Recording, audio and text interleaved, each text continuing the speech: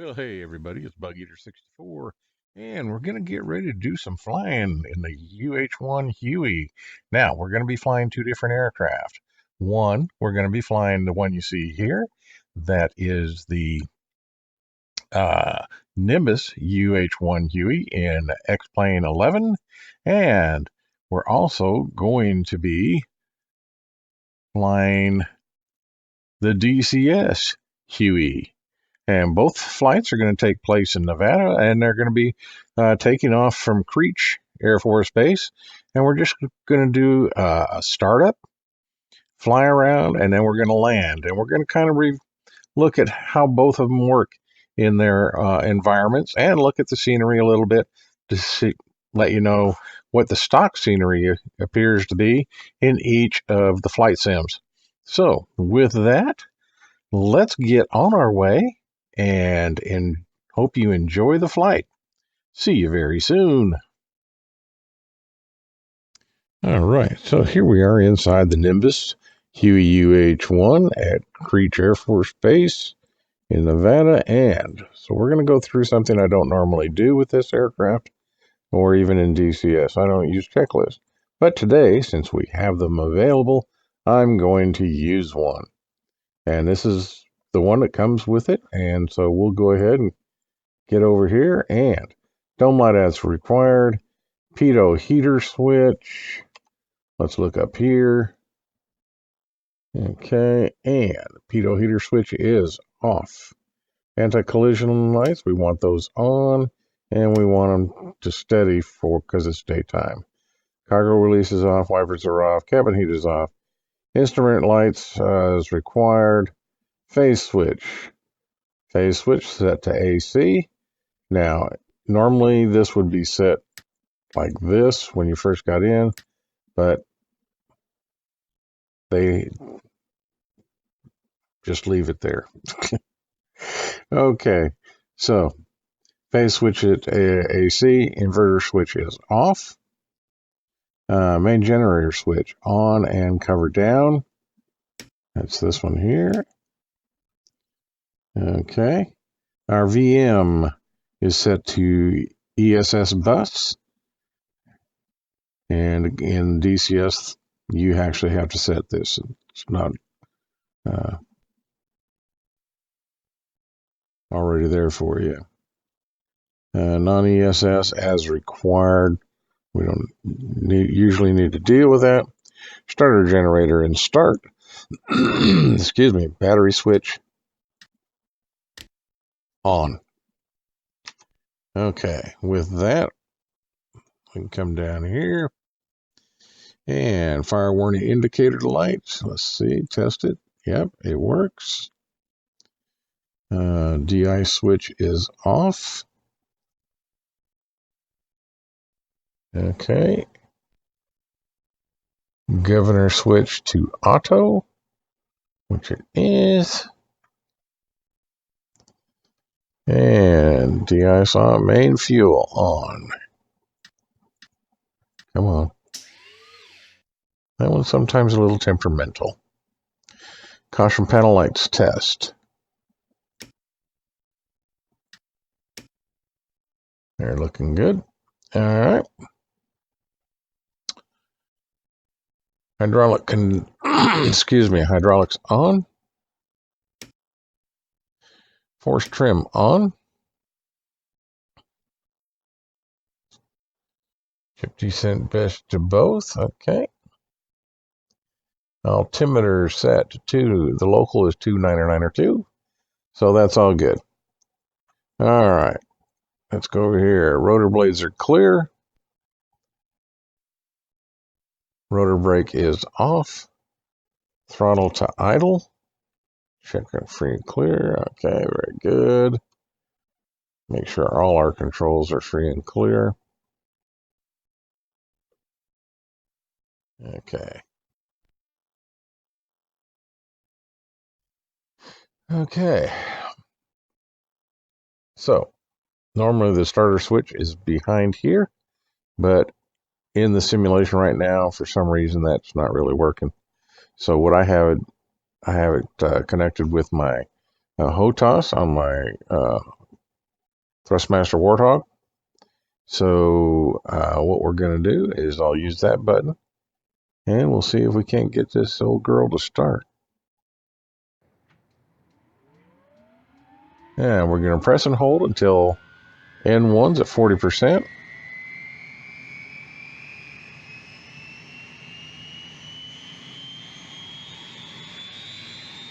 Rotor blades start rotation at 15%.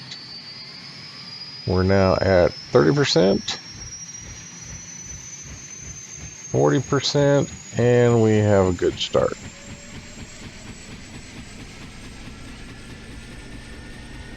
Okay, so now we can go up here and we can put the inverter to main, and we can put our starter generator to standby. And I'm going to go ahead and switch those to flash. Okay. So everything's looking good. We're going to run up the RPMs now to 6,600.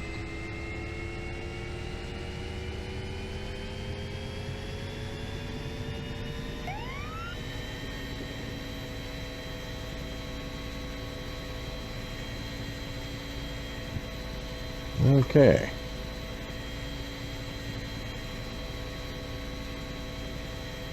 And that's all there is. Now, let's see if we can take it off. Right now, my trim should all be basically centered neutral. So we're going to try to set this up for takeoff.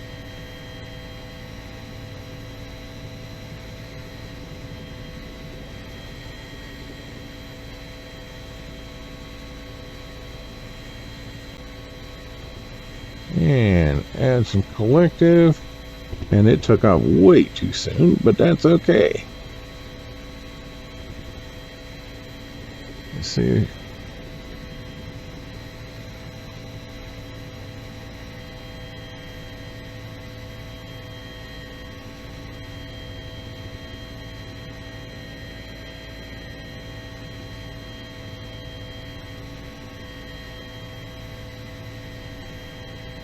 This one I have a little bit more trouble with, trying to just hover it.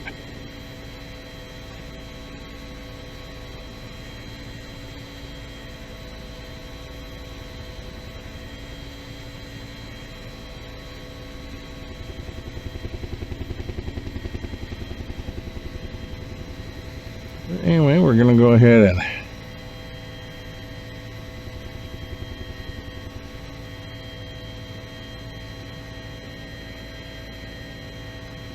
take a look at the air, fly around the airbase a little bit, and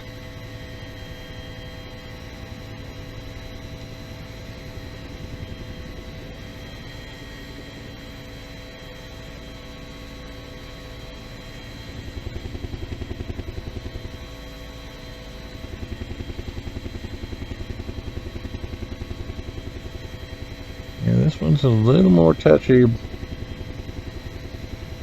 at times.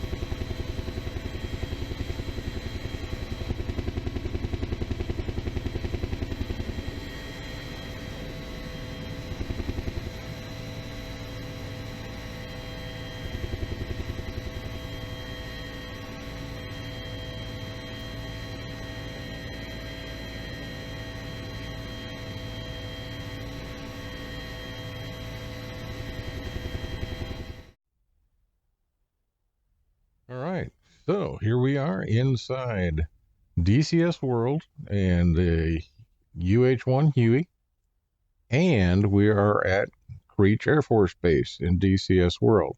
So you can see the difference between what we saw in X-Plane 11 and what we've got here at DCS World, Nevada. All right, with that, like we did in the other one, let me go here.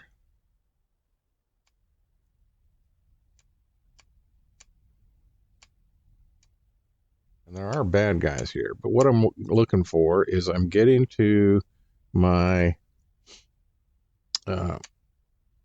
checklist for startup. Normal engine start. So, doors closed.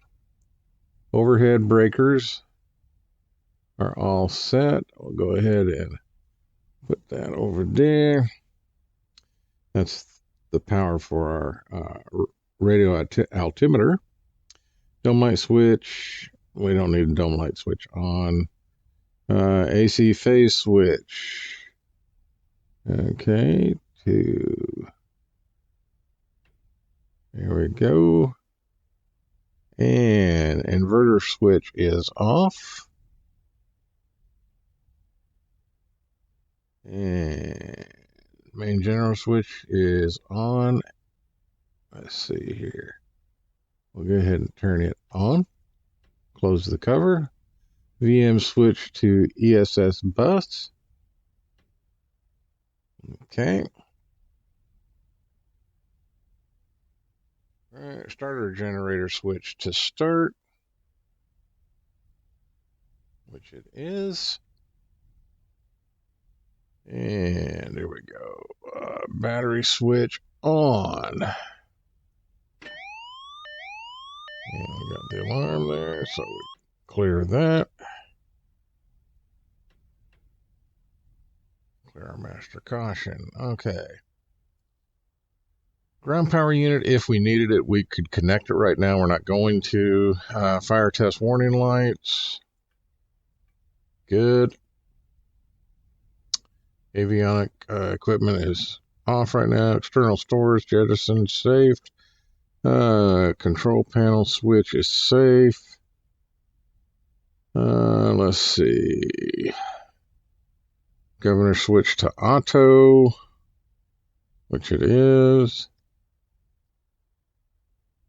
DI switch is off. Manual fuel switch on. Caution panel lights test. That's good. Hydraulic system on. Force trim switch on. Chip set to both. We already got that. Flight controls free and clear. Double check. All right. And let's go ahead and set our throttle.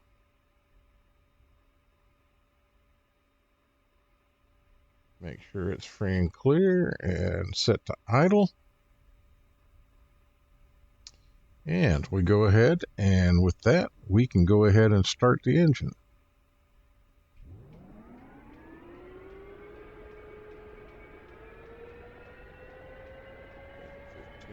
At 15%, we should start to see rotation of the rotor blade. Very good.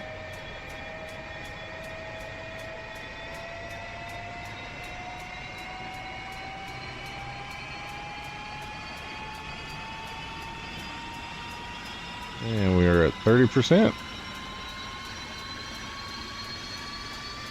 40%. And we have a good engine start.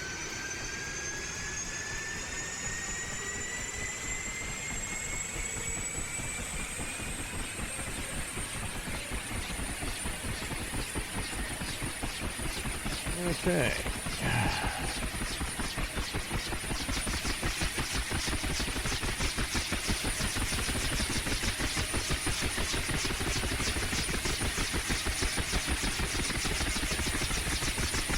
Yeah, this is DCS World, so there are some bad guys in the area. So, all right. So with this, let's go ahead and switch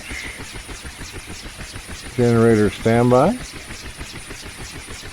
Set our inverter to on. Okay, and pressure is good. Let's go ahead and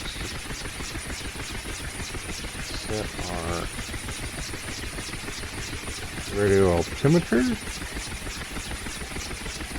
And let's see, avionics are on.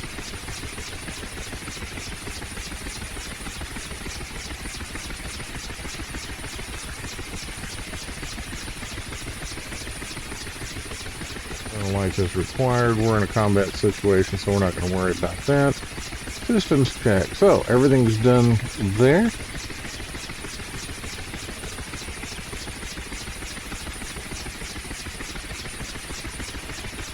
And directional pointing.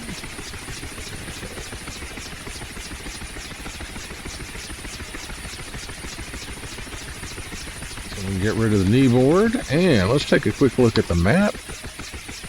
So this is where we're at Creech.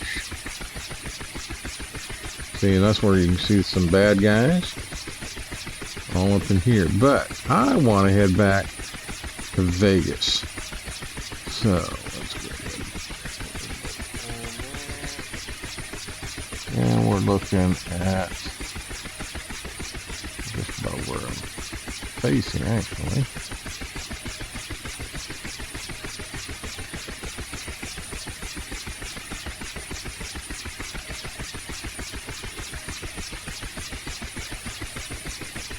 Okay, so that's where we want to go. Here, all right, let's run up our RPMs.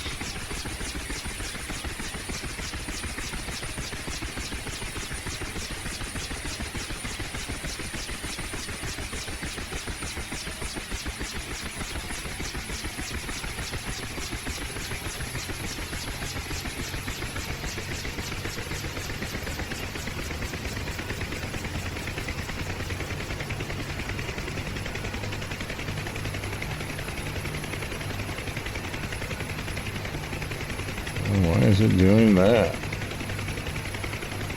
Trying to hit my takeoff stream. Okay, I think we've got it now.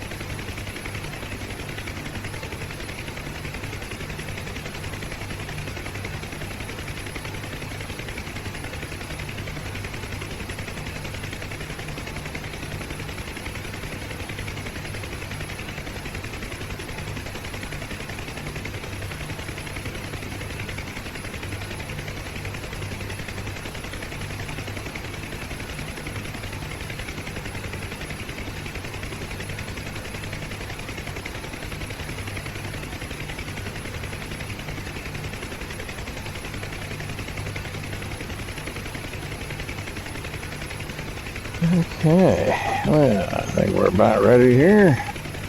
See if we can take this old girl off without breaking something. I usually have a little better luck with this Huey than I do with the one in X-Plane.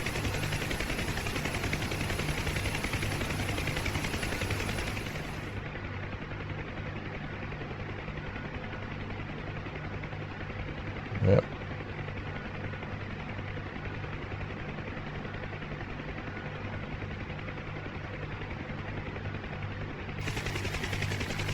Gotta turn around and